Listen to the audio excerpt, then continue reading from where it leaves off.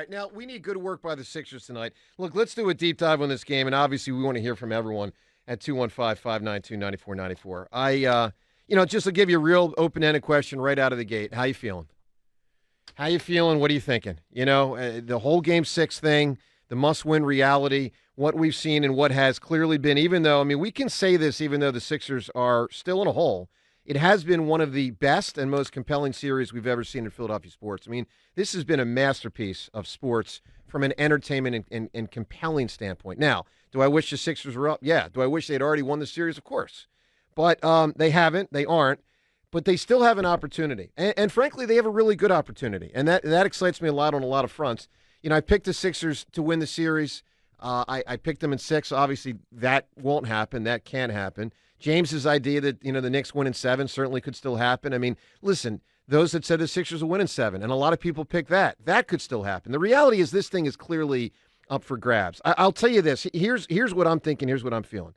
I have tremendous excitement for tonight. I mean it. Tremendous. Like, last night, I was really getting pumped up for this game. And that's a good feeling. Now, it's also kind of scary. I would say, while excitement is my first emotion, nervousness is not far behind, guys. We clearly know the Knicks can win any of these games. We clearly know the Sixers season could end tonight. I'm also in that mode, and this is a bittersweet feeling as a sports fan. We get here every once in a while, and I'm here now. I don't want this thing to end. I am definitely in I don't want this to end mode, which means you got something you really enjoy, but it also means you got something that's hanging by a cliff. So, that's, and this is, of course, ironic after a really boring Sixers season on a lot of fronts. Joel missed half the year, the whole deal. So, look, I will, here's my main thing as it relates to the game itself. My main thing on the game, because we can go through all the elements, and I'm sure we'll go through at least many of them. I'm not moving off the fact that this likely will still come down to Embiid. I'm not moving off that. I thought the series from the beginning would come down to Embiid, and I think that is still the fact. The reality is Tyrese Maxey obviously bailed them out, and it wasn't just in the final, 30 seconds or whatever the other day. It was the fact that Tyrese Maxey played a great basketball game. He happened to rev it up in the final 30 seconds of regulation, but he played a great basketball game. That's how you get up to 40, what I think was 46 or whatever it was points. But the bottom line is this. Joel Embiid is supposed to be the dude. And with all love to Maxey, and all love is deserved to Maxey, I don't expect what he did the other day to happen on the regular. Not like that. And so I'd like to see more from Joel, which is ironic, of course, considering that he had a triple-double the other day, and that, he's averaging like 30-something points a game in this series. So, again, want to hear from you at 215-592-9494, but I do think in the end it will be accurate that the Sixers will win the series because Joel gives them enough, or they will lose the series because he doesn't.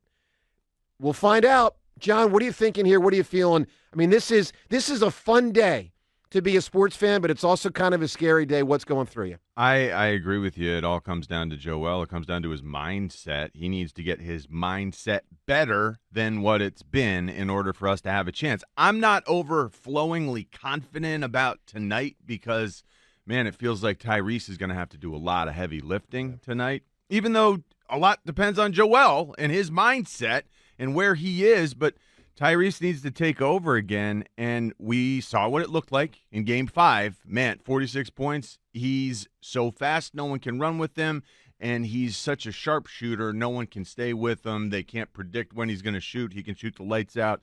He needs to be as unpredictable and fast and explosive as he's ever been because Joel needs to forget he was ever hurt for us to have a chance at actually living up to what he promised, which is being the better team in this series, winning this series. Yep. If Joel can play that way, like he is not hurt, because technically he's not supposed to be hurt. It's fixed.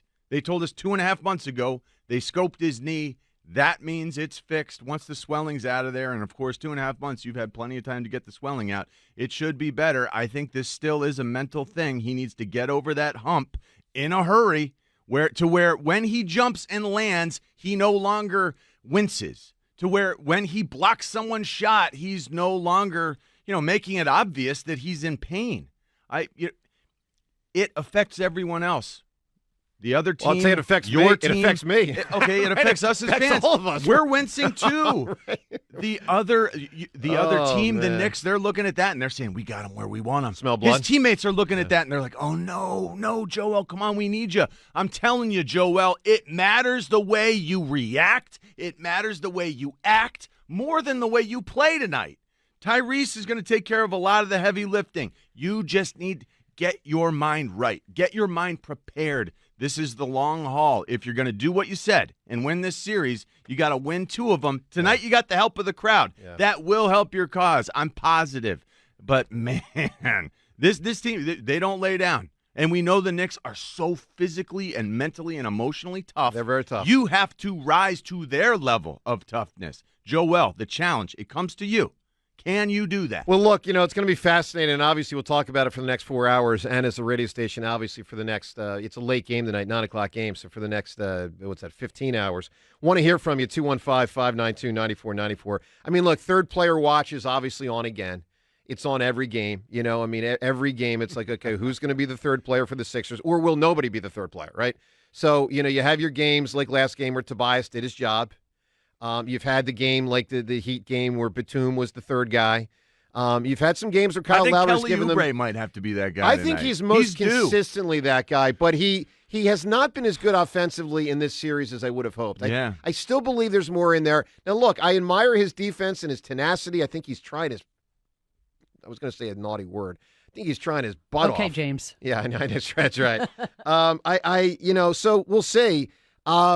The other thing about tonight, I'd say that, we got to put out there right away is just the whole ticket thing. It's going to be a fascinating reality to watch what it looks like and what it feels like. I think that, credit to the Sixers ownership group. Obviously, the step up yesterday, if you missed the news, with 2,000 tickets being purchased by the Sixers ownership group. That's good work by them. It's really good work by them. I also want to say, James, credit to you and Elliot. I tend to think that if Elliot had not put out his initial tweet and if you had not cursed yesterday on WIP, we aired the audio like 7 or 8 or 9 times, not the curse, but the bleeped out version. Like, I tend to think they probably heard that and it spurred action. I mean, we did math on the air to figure out how much would it cost for them to buy, like all the seats. And so, they don't buy all the seats. I kind of wish they did, but 2,000 seats. Look, you're still going to have Knicks fans in there. You are. You're going to have Knicks fans in there. But what a statement by the organization. It's that good. was cool. It was cool that they did that. It's a good step. So look, I could see a scenario where there's a lot of fights in the stands. I'm not advocating for that. Let me be clear. But it could get really heated in there.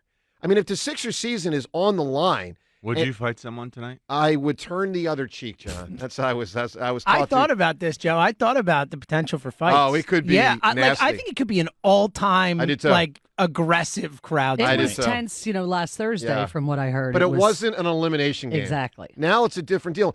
Especially with all these games being close. It's going to be tense, correct. Man. Speaking of tense, one other thing I want to get to, and again, you can react to all of it at 215-592-9494. I know sometimes I grasp at straws hoping for anything that can benefit Philadelphia sports. I'm just going to throw this one out there.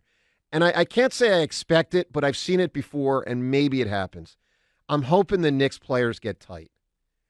I'm hoping that the way they lost Game 5 and the criticism that rained down on them on Tuesday night, late night, and on Wednesday all throughout not only New York City but America, I hope that they're feeling that. Now, listen. That can happen. That can happen. Yeah, and also the reverse can happen, too, for the Sixers, especially after the way they lost Game 2, to pull a game like that out. That's right. It can change the way you look at it. It changes their whole mentality. It can. So I'm hoping that some of that's in play. I can't say I'm predicting it. The Villanova players obviously are champions, so those guys have been battle-tested. Look, we'll see. But hit us up here at 215-592-9494. It's Game 6. How you're feeling, what you're thinking, your thoughts about the fans in the stands, the Sixers ownership group, the whole deal on a really big day. Look, we'll also get into the Phillies next because they got a win yesterday, and they're playing tremendous baseball. We'll get to that reality and your phone calls on everything. Joe DeCamera and John Ritchie on 94 WIP.